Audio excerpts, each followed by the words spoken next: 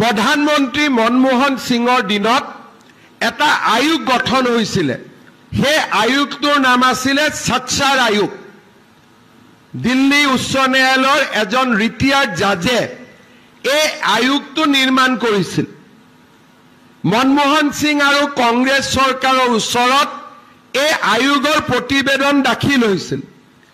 তেতিয়া কংগ্ৰেছ চৰকাৰে এটা কথা কৈছিল যে ভাৰতৰ সম্পদৰ ওপৰত প্ৰথম অধিকাৰ সংখ্যালঘু ৰাইজৰ আছে আৰু সেই কাৰণে তেতিয়া এই ধৰণৰ এটা কাৰ্যসূচী আৰম্ভ কৰা হৈছিল আৰু বাজেটৰ 10% ধন সংখ্যালঘু গাঁৱত বিনিয়োগ কৰিবৰ কাৰণে ভাৰত চৰকাৰে টকা পঠিয়াইছিল। অসমতো আহিছিল। তেতিয়া আমি মাইনৰিটি গাঁওবিলাকত ITI কৰিছিলোঁ, ডাঙৰ ডাঙৰ স্কুল কৰিছিলোঁ, হাজাৰ হাজাৰ লোকক সেই সময়ৰ ইন্দিৰা আৱাস যোজনাৰ ঘৰ দিয়া হৈছিল, অংগনবাদী কেন্দ্ৰ বনোৱা হৈছিল আৰু সেই আঁচনিটোৰ নাম আছিল প্ৰধানমন্ত্ৰী জন কল্যাণ যোজনা।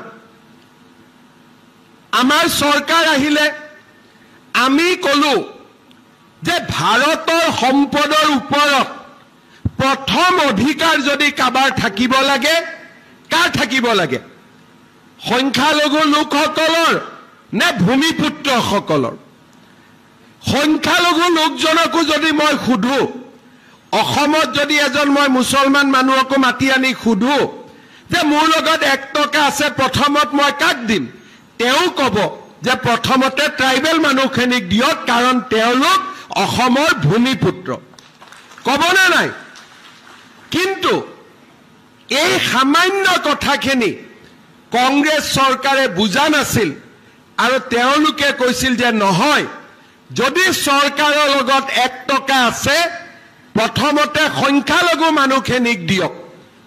কিন্তু মোদী ডাঙৰীয়াই ক'লে যে নহয়, আমি সকলোকে দিম, সবকা সাথ সবকা বিকাশ, কিন্তু প্ৰথমতে আমি ট্ৰাইবেল মানুহখিনিক দি ল'ম।